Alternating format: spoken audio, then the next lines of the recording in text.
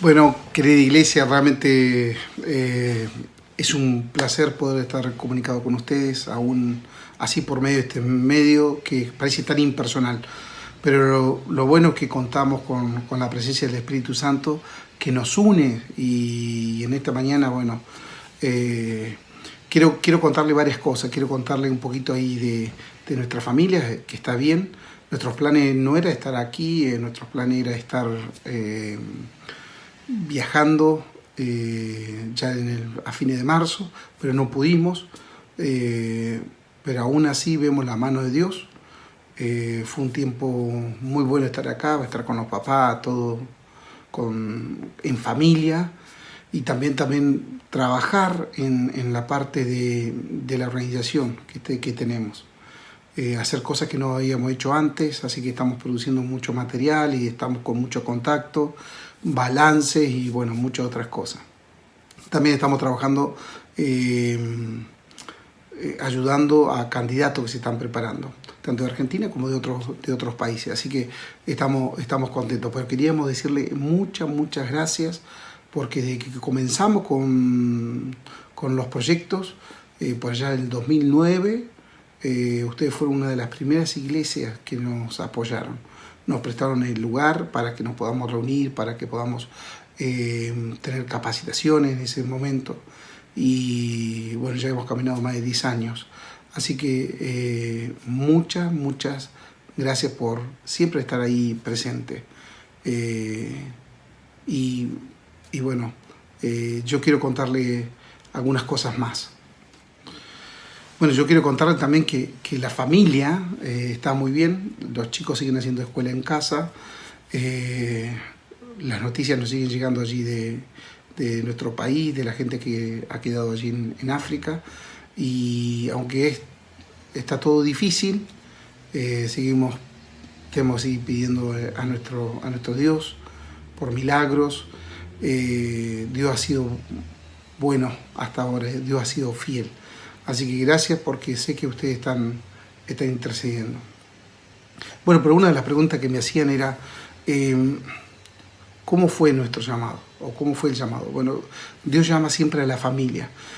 Probablemente comience con alguien de la familia primero y después toda la familia se vaya involucrando. Nosotros con mi esposa nos casamos con la idea de servir al Señor. Y después nuestros hijos han seguido el ejemplo y realmente yo quiero decir que mis hijos son de mucha bendición, mi esposa también, y juntos hacemos un gran equipo. Pero el llamado siempre es un proceso, no es algo instantáneo, es un proceso de vida, de ir restaurando, de ir creyéndole a Dios, de tener una teología práctica, no de información, no de saber sobre los profetas mayores o menores, sino saber de cómo Dios va actuando. Y eso se lleva conociendo a Él, teniendo una vida aferrada a Él.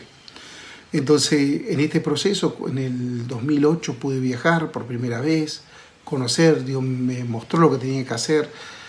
Después del 2009 viajé nuevamente, el 2010 llevamos ya gente, llevamos un grupo, hicimos reparación de 3 pozos, después del 2011 viajó otro grupo más, el 2012 viajamos nuevamente, el único año que no viajamos en todos estos años fue el 2013. Después del 2014 viajamos como familia, y ya estuvimos allí 3 meses y con 3 grupos que llegaron en distintos meses. Después del 2015 ya nos fuimos a vivir como familia y recibimos muchos voluntarios. 2016 recibimos casi 20 voluntarios en el lugar.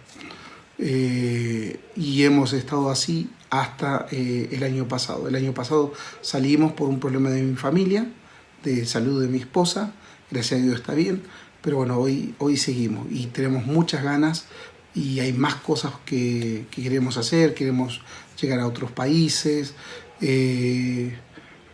quizás no tenemos la misma fuerza o la misma juventud que antes, pero sí queremos servir al Señor en todo esto.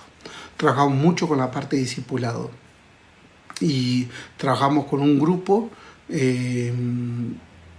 que no sé si puedo decir más complicado, pero más complejo, ¿sí?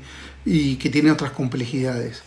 Es un grupo donde a la primera posiblemente te rechacen, pero hay dos palabras que nosotros usamos que se llaman amor y respeto.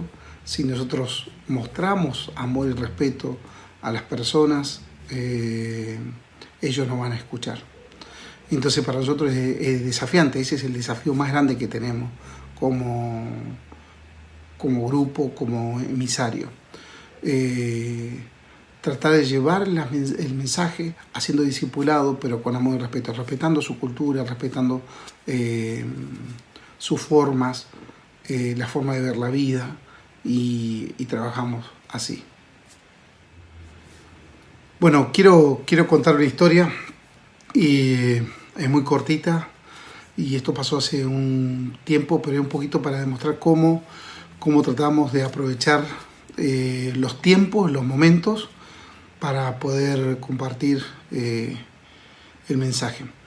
Un día estábamos trabajando con la gente que nos acompaña para hacer los pozos, la gente nacional, y uno de los muchachos, Musa, me dice: Alejandro, mañana es el día que comienza el Ramadán. El Ramadán es un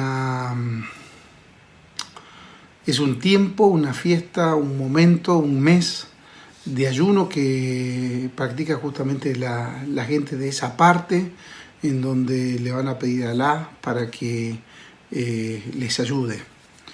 Uno de los 5 pilares que tiene el Islam. Y entonces, bueno, estábamos charlando cuando él me dice: mañana comienza, porque se comienza con una fiesta. Generalmente ese día no se trabaja, se hace algo especial, comida, y porque al otro día se comienza con algo que va a durar un ayuno durante un mes, parcial, ¿no? Pero bueno, entonces yo le contesto: ¿y para qué es el Ramadán? Y entonces él me empieza a explicar para qué es.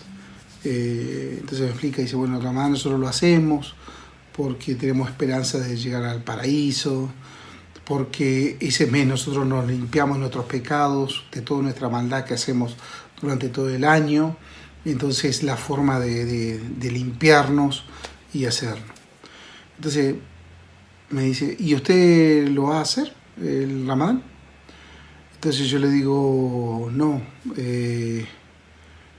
para mí alguien ya hizo el Ramadán. Alguien ya pagó por mis culpas, por mis pecados. Entonces otro de los que estaba ahí dijeron: sí, ese es Jesús. Y yo digo: muy bien, lo dijeron ustedes. Y seguimos trabajando. Esa forma de descubrimientos que la gente va entendiendo, y estamos hablando de etnias y grupos que son complicados de que el mensaje le puede llegar. Son momentos donde Dios nos regala o nos da una puerta, una llave para poder compartir. Quizás para nosotros, en esta parte de la tierra, esta charla sería muy fácil, se podría hacer dentro de un negocio, de una verdulería o caminando en la plaza, pero en aquellos lugares donde uno tiene que ser más creativo. Y es la forma que nosotros utilizamos cada momento, el trabajo, la capacitación, la vida misma, la aprovechamos para compartir del mensaje. Alguien dijo por ahí que tenemos que hablar en todo tiempo, en todo momento tenemos que predicar, que en todo momento tenemos que predicar. Y a veces tenemos que hacerlo con palabras. Ojalá que nuestro hablar sea siempre, esté determinado por la urgencia, que esté determinado por ser intencional en que las personas puedan conocer un nuevo mensaje. Bueno, mis queridos hermanos, claro que es un domingo especial porque siempre que hay domingos donde tenemos que recorrer, reorganizarnos y pensar en el prójimo. Qué bueno es hacerlo mediante la palabra de Dios. Y bueno, yo quiero invitarles que ustedes pueden abrir en 2 Corintios capítulo 4, versículo 2. Aquí en la pantalla va a aparecer, pero sería bueno que usted agarre su Biblia o agarre su teléfono o su computadora o tablet, revise lo que vamos a leer y también.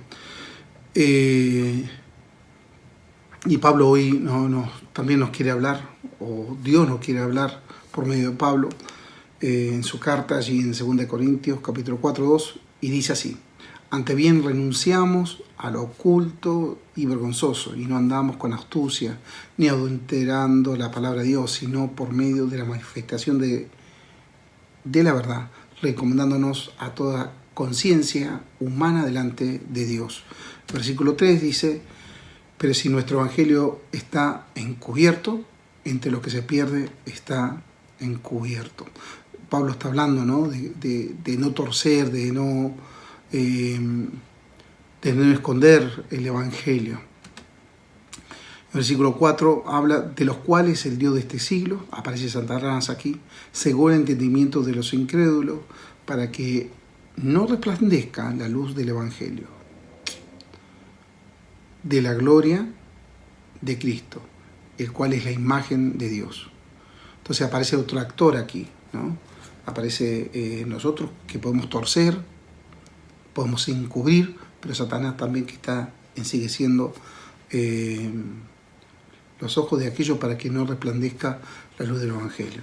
Y el versículo 5 dice: porque no nos predicamos a nosotros mismos, sino a Jesucristo como Señor, y a nosotros como siervos por amor a su nombre. Y me gusta este pasaje porque dice: no nos predicamos a nosotros mismos. No nos predicamos a nosotros mismos. ¿Qué significa predicarse de nosotros mismos? ¿Qué podríamos decir? ¿Cómo lo podíamos entender? Bueno, por allá, por la década de los 80, 90, habían grandes predicadores, se puede decir, o pastores que eran muy conocidos, grandes digo porque eran grandes su fama, pero yo veía que se predicaban de ellos mismos más que nada. Había mucho egocentrismo ahí. Pero está hablando de eso. Y yo creo que está hablando de algo mucho más profundo de lo que estaba pasando. Estaban los religiosos en ese momento, donde habían judíos que empezaban a entender, pero no podían dejar los hábitos, entonces obligaban a la gente a la circuncisión, y entonces empezaba a haber un montón de cosas y se empezaba a distorsionar el evangelio. Y pensaba para esto, para nosotros, cómo puede llegar a ser, cómo lo podemos aplicar.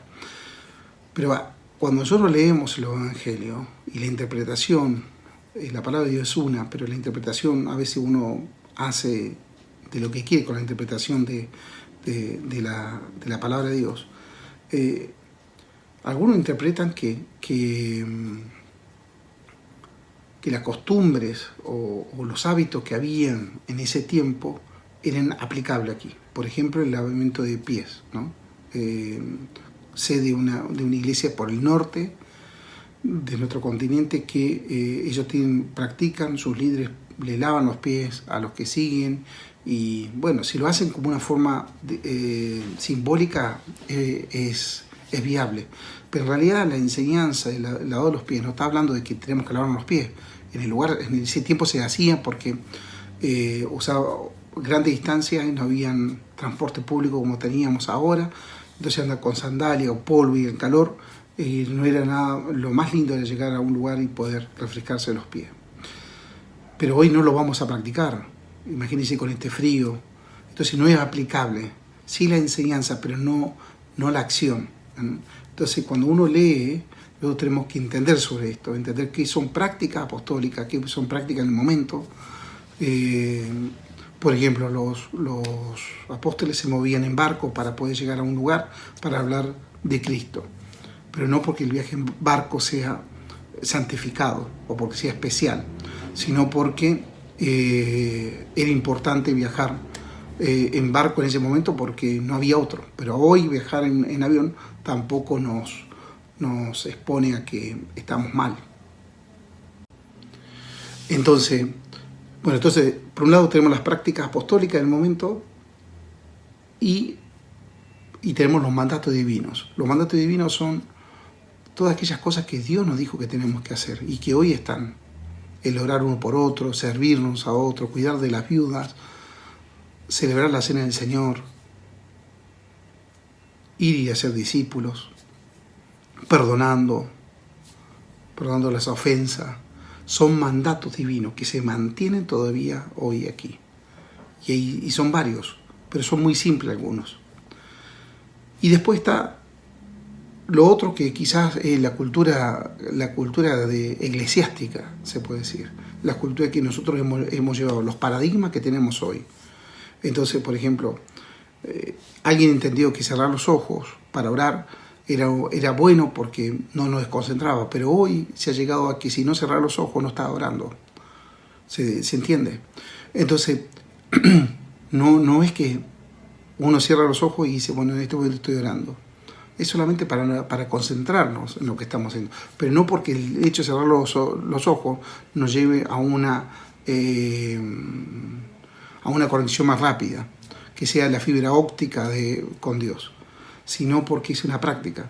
Y así continuamente hay muchas cosas que nosotros la creemos que son como mandatos y no lo hacemos. Por ejemplo, hay tantas.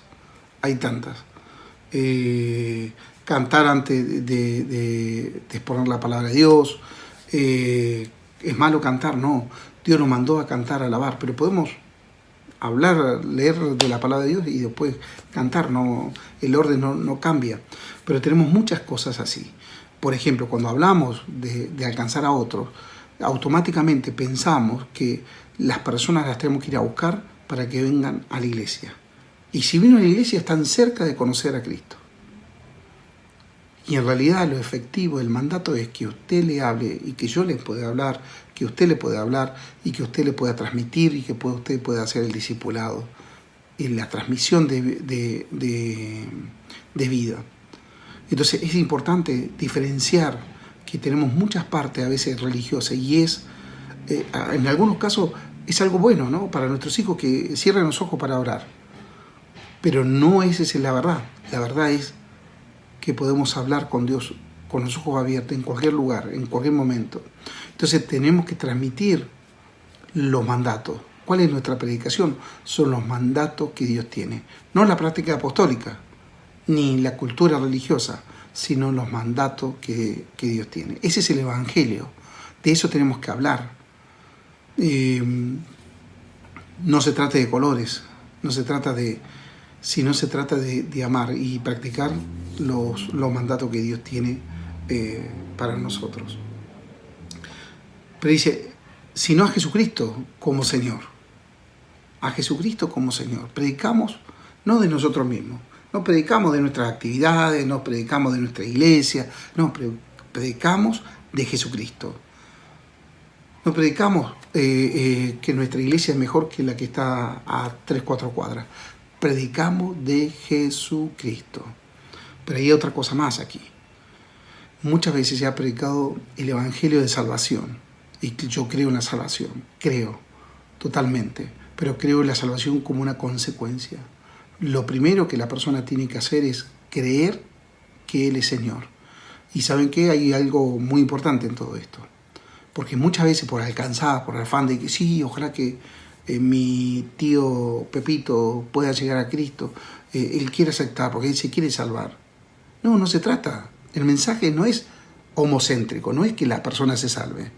El mensaje es cristocéntrico. Jesucristo es Señor. Y la persona que acepta a Jesucristo como Señor, por consecuencia va a tener la salvación. Pero que nosotros prediquemos sobre la salvación, y sí, está bien, pero es como incompleto. Y muchas veces nosotros hemos predicado sobre la salvación, y la gente llega porque nadie se quiere ir al infierno, o nadie quiere tener una consecuencia, pero lo usamos a Dios como bombero. y hemos presentado a Dios como bombero. Y después nuestra vida como cristianos, nosotros la tomamos como opciones. Si entendemos que Él es Señor, cuando Él manda, nosotros vamos. Cuando Él nos demanda, cuando Él da mandato, nosotros los cumplimos. Porque somos una familia, somos hijos del Rey y lo creemos que Él es Señor. Por eso es lo peligroso de predicar solamente que Jesús es Salvador. A veces nos da como las posibilidades. Es como ir a un McDonald's y decir, bueno, yo la cebolla la saco, póngame más queso. El Evangelio no es eso. Si Dios nos manda a cumplir su mandato, si Dios te manda a perdonar, tenemos que obedecer porque Él es Señor. Él es Señor. Muchas veces mal entendemos y pensamos que se trata mucho de nosotros y se trata todo de Él. En Gálatas, Efesios habla que todas las cosas fueron hechas por Él, para Él y subsisten por Él. Entonces, como todas las cosas giran en base a Él, nuestro mensaje tiene que ser así y nuestras acciones también tienen que ser así. Tienen que revelar nuestras acciones. Y como dice, y a nosotros como siervo por amor a su nombre.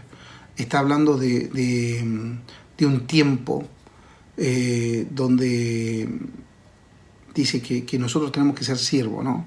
Esa palabra siervo se puede cambiar tranquilamente por esclavo, porque me parece que es la definición más clara. Pero nosotros nos presentamos como esclavos. Nuestra sociedad nos conoce como servidores de ellos por amor a Jesús. Estamos listos, estamos prontos. Estamos listos para si llega a haber una pandemia muy grande y se necesiten manos, estamos prontos para ir o vamos a tener miedo de nuestras casas.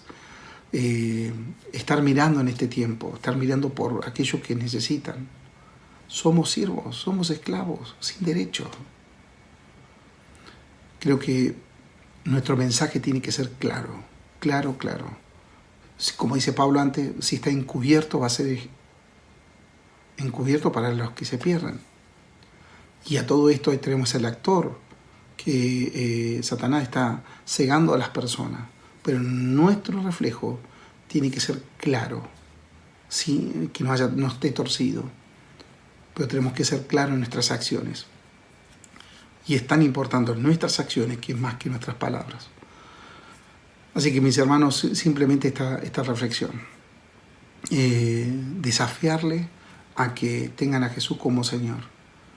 Y estar predicando de este Señor que tiene mandatos, que es un Señor que tiene el control de todas las cosas, que solamente a Él le damos la gloria y que es un privilegio servirle, que es un privilegio ofrendarle, es un privilegio tenerlo como Dios. Y por gracia tenemos la salvación. Espero que en esta mañana o en esta tarde, cuando se pase el video o cuando estés viendo, en la madrugada, o que puedas tener y puedas pedirle a Dios perdón si en áreas de tu vida todavía Él no es Señor. Porque quizás en la parte de la finanza Él no es Señor. Es solamente tu Salvador. Quizás en la parte emocional también. Quizás en la parte de tu servicio también Él no llega a ser tu Señor. La definición de Señor es realmente el Rey. Como dice en Apocalipsis, Él es la estrella de la mañana. Que Dios le bendiga y gracias por este tiempo.